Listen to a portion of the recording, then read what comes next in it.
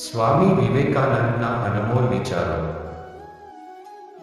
શા માટે માણસે નૈતિક બનવું જોઈએ? કારણ કે તે તેની ઈચ્છાને મજબૂત બનાવે છે.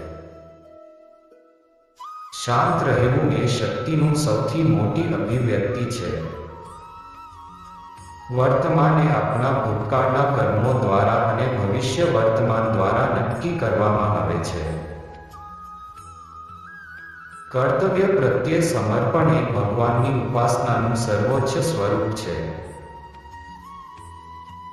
તમારા ધ્યેયોને તમારી ક્ષમતાઓના સ્તરે ન લઈ જાઓ, પરંતુ તેના બદલે તમારી ક્ષમતાઓને તમારા લક્ષ્યોની ઊંચાઈ સુધી પહોંચાડો.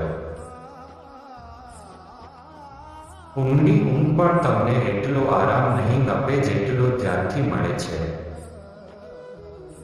ગાઢ નિંદ્રામાં પણ મન ઉછળતું રહે છે. ધ્યાનની તે થોડી ક્ષણોમાં તમારું મન લગભગ બંધ થઈ જાય છે. તમે શરીરને ભૂલી જાઓ. ચાલો આપણે કોઈને દોષ ન દઈએ, પરંતુ તેના બદલે આપણે આપણા કર્મને દોષ આપીએ. કોઈની કે કનીપણની રાહ ન જુઓ. તમે જે કરી શકો તે કરો. તમારી આશાઓ કોઈના પર ન રાખો. પોતામાં આત્મવિશ્વાસ રાખો. તમારા પૂર્વજોથી શરમાવાને બદલે તેમના પર ગર્વ કરો.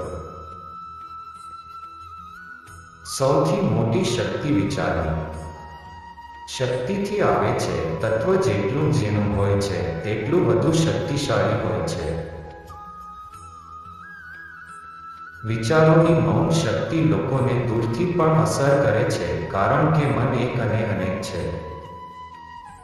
બ્રહ્માંડ કરોડિયાનું જાળું છે. મગજ એક સ્પાઈડર છે.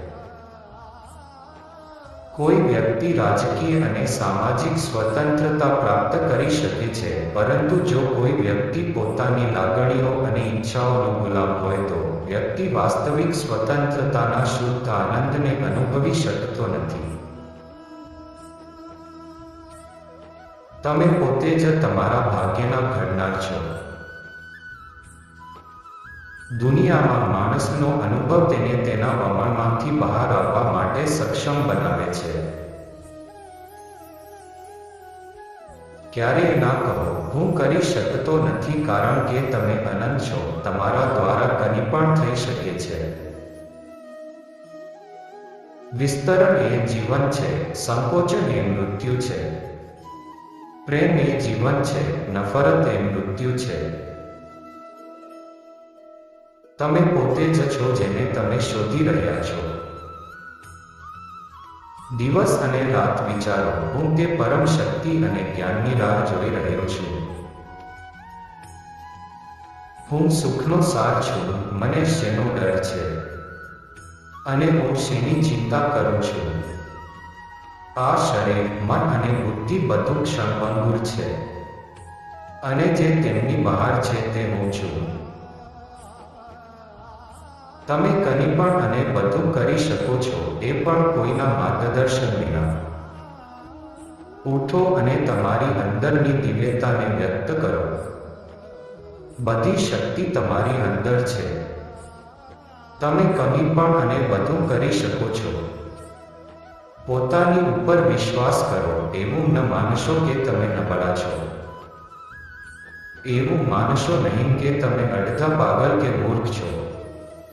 જેમ કે આપણામાંના મોટાભાગના લોકો આવું જ કામ કરે છે. કોઈને ક્યારેય બીજા દ્વારા ખરેખર શીખવવામાં આવતું નથી. આપણે દરેકે પોતાને શીખવવું જોઈએ. બાહ્ય શિક્ષક માત્ર સૂચવે છે. જે આંતરિક શિક્ષકને જાગૃત કરે છે તે જ આપણને દરેક વસ્તુઓ સમજવામાં મદદ કરે છે. બીજાની ખામીઓ વિશે ક્યારેય વાત ન કરો, પછી ભલે તે ગમે તેટલા ખરાબ હોય. આનાથી ક્યારેય કંઈ પણ પ્રાપ્ત થતું નથી. તમે ક્યારેય તેની ખામીઓ વિશે વાત કરીને કોઈની મદદ કરતા નથી. તમે તેને નુકસાન પહોંચાડો છો અને તમારી જાતને પણ નુકસાન પહોંચાડો છો. તમારે સૌ પ્રથમ તમારા સ્વાસ્થ્ય પર ધ્યાન આપવું જોઈએ. જેઓ બીજા માટે જીવે છે તે જ સાચું જીવન જીવે છે. બાકીના લોકો તો જીવતા જોવા છતાં મૃત્યુ સમાન છે. આપણે જે કમી પણ ભોગવીએ છીએ તેના માટે આપણે એકલા જ જવાબદાર છીએ અને અન્ય કોઈ નથી. તેનું કારણ પણ આપણે છીએ. હિંમત રાખો અને કામ કરો. ધીરજ અને સ્થિર ક્રિયા આ એકમાત્ર જીવનનો ઉપાય છે. મારા દેશવાસીઓ પાસે સ્ટીલના જ્ઞાનતંતુઓ, લોખંડના સ્નાયુઓ અને વીજળી જેવું મન હોવું જોઈએ.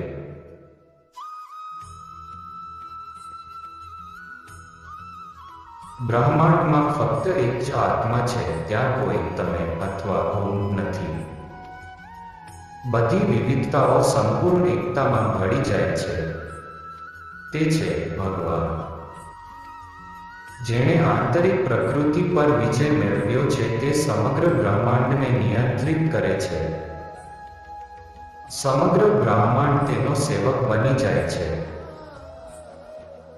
આપણે હૃદય, આત્મા અને શરીરને કામમાં લગાવવું જોઈએ. અને જ્યાં સુધી આપણે એક વિચાર માટે અને માત્ર એક વિચાર માટે બધું બલિદાન કરવા તૈયાર ન હોઈએ ત્યાં સુધી આપણે ક્યારેય સફળતા જોઈ શકતા નથી. જો તમે શુદ્ધ છો તથા જો તમે મજબૂત છો તો તમે ફક્ત એક વ્યક્તિ આખી દુનિયા સમાન છો. કોઈ શંકા નથી કે ભૂતકાળ મહાન હતો, પરંતુ મને વિશ્વાસ છે કે ભવિષ્ય વધુ ભવ્ય હશે. જો તમે ઈચ્છો તો તમે નાસ્તિક બની શકો છો, પરંતુ કોઈ પણ બાબતમાં નિઃશંકપણે વિશ્વાસ ન કરો.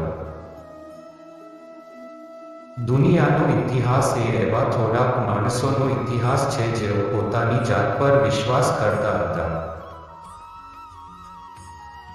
દરેક સફળ વ્યક્તિની પાછળ ક્યાંક ને ક્યાંક જબરદસ્ત પ્રામાણિકતા હોવી જોઈએ અને આ જ તેની જીવનમાં નોંધપાત્ર સફળતાનું કારણ છે. શાંત રહેવું એ શક્તિની સૌથી મોટી અભિવ્યક્તિ છે. જેમ જેમ માણસ વધારે પડતો અશક્ત બનતો જાય છે તેમ તે પોતાની જાતને ગુમાવે છે. તે હવે પોતાનો માલિક રહેતો નથી, પરંતુ તે પોતાનો જ ગુલામ બની જાય છે. બ્રહ્માંડની અનંત પુસ્તકાલય તમારા મગજમાં છે. જ્ઞાનનું દાન એ વિશ્વનું સૌથી મોટું દાન છે. નબળાઈનો ઉપાય એ નબળાઈ વિશે વિચારવાનો નથી, પરંતુ તાકાત વિશે વિચારવાનો છે. પ્રવાહની સાથે દરેક જણ જાય છે, પરંતુ જે પ્રવાહની વિરુદ્ધ જાય છે તે જીવનમાં નોંધપાત્ર બને છે. જો આપણે ભગવાનને આપણા હૃદયમાં અને દરેક જીવમાં જોઈ શકતા નથી તો આપણે તેને શોધવા ક્યાં જઈ શકીએ? તમે સર્વશક્તિમાન, સર્વવ્યાપી, દૈવી સિદ્ધાંતના અવતાર છો. તમે હવે મારા પર હસી શકો છો, પરંતુ સમય આવશે જ્યારે તમે સમજી શકશો. ઊભા રહો અને મજબૂત બનો. કોઈ ડર નહીં, કોઈ અંધશ્રદ્ધા નહીં. સત્યનો જેમ છે તેમ સામનો કરો. જે ક્યારેય પ્રયાસ ન કરે તેના કરતાં સંઘર્ષ કરનાર વધુ સારો છે. પ્રેક્ટિસ આપણને બનાવે છે કે આપણે કોણ હોઈશું. એક વિચાર લો. તે એક વિચારને તમારું જીવન બનાવો. તેના વિશે વિચારો, તેનું સ્વપ્ન જુઓ, તે વિચારને જીવો. મગજ, સ્નાયુઓ, ચેતા, તમારા શરીરના દરેક અંગને તે વિચારથી ભરી દો અને બીજા બધા વિચારોને એકલા છોડી દો. આ સફળતાનો માર્ગ છે. જો તમે ખરેખર માણસનું ચરિત્ર જાણવા માંગતા હો તો તેના મહાન કાર્યોને ન જુઓ. માણસને તેના સૌથી સામાન્ય કાર્યો કરતા જુઓ. આપણે તે છીએ જે આપણા વિચારોએ આપણને બનાવ્યું છે, તેથી તમે શું વિચારો છો તેની કાળજી રાખો. શબ્દો ગૌણ છે, વિચારો જીવંત રહે છે. તેઓ દૂર સુધી મુસાફરી કરે છે. આપણે જે પણ છીએ તેના માટે આપણે જવાબદાર છીએ. અને આપણે જે બનવા માંગીએ છીએ તે બનવાની આપણી પાસે શક્તિ છે. તમારા જીવનમાં જોખમ લો. જો તમે જીતો છો તો તમે માર્ગદર્શન આપી શકો છો. એક વિચાર લો, તેમાં તમારી જાતને સમર્પિત કરો, ધીરજપૂર્વક સંઘર્ષ કરો અને તમારા માટે સૂર્ય ઉગશે. અનુભવ એ આપણો એકમાત્ર શિક્ષક છે. આપણે આખી જિંદગી વાત અને તર્ક કરી શકીએ છીએ, પરંતુ જ્યાં સુધી આપણે તેનો અનુભવ ન કરીએ ત્યાં સુધી આપણે ક્યારેય સત્યનો શબ્દ સમજી શકતા નથી. દિવસમાં ઓછામાં ઓછું એકવાર તમારી જાત સાથે વાત કરો, નહીં તો તમે આ વિશ્વના શ્રેષ્ઠ લોકોમાંથી એકને મળવાનું ચૂકી શકો છો. કર્તવ્ય પ્રત્યે સમર્પણ એ ભગવાનની ઉપાસનાનું સર્વોચ્ચ સ્વરૂપ છે. સત્ય માટે બધું બલિદાન આપી શકાય છે, પરંતુ સત્યને કોઈ પણ વસ્તુ માટે બલિદાન આપી શકાતું નથી. તમારા ધ્યેયોને તમારી ક્ષમતાઓના સ્તરે ન લો, તેના બદલે તમારી ક્ષમતાઓને તમારા લક્ષ્યોની ઊંચાઈ સુધી વધારશો. જ્યારે તમે વ્યસ્ત હોવ ત્યારે બધું સરળ હોય છે, પરંતુ જ્યારે તમે આળસુ હોવ ત્યારે કંઈ પણ સરળ નથી. જ્યારે મેં ભગવાન પાસે શક્તિ માંગી ત્યારે તેણે મને મુશ્કેલ પરિસ્થિતિઓનો સામનો કરવા માટે આપ્યો. જ્યારે મેં ભગવાન પાસે શાણપણ અને શક્તિ માંગી ત્યારે તેણે મને જીવનમાં ઉકેલવા માટે કોયડાઓ આપ્યા. જ્યારે મેં ભગવાન પાસે સુખ માંગ્યું ત્યારે તેણે મને કેટલાક નાખુશ લોકો બતાવ્યા. જ્યારે મેં ભગવાન પાસે પૈસા માંગ્યા ત્યારે તેણે મને બતાવ્યું કે કેવી રીતે સખત મહેનત કરવી. જ્યારે મેં ભગવાનની કૃપા માટે પૂછ્યું ત્યારે તેણે મને સખત મહેનત કરવાની તકો બતાવી. જ્યારે મેં ભગવાનને શાંતિ માટે પૂછ્યું ત્યારે તેણે મને બતાવ્યું કે અન્ય લોકોને કેવી રીતે મદદ કરવી. ઈશ્વરે મને જે જોઈતું હતું તે આપ્યું નથી, તેણે મને જે જોઈએ છે તે બધું આપ્યું છે. જો મિત્રો તમને આ વિડીયો ગમ્યો હોય તો આ વિડીયોને એક લાઈક આપી દેજો.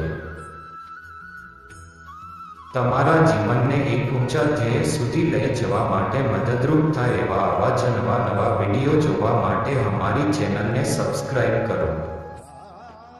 તો ચાલો મિત્રો મળીએ એક નવા વિડીયોમાં. ત્યાં સુધી જય શ્રી કૃષ્ણ.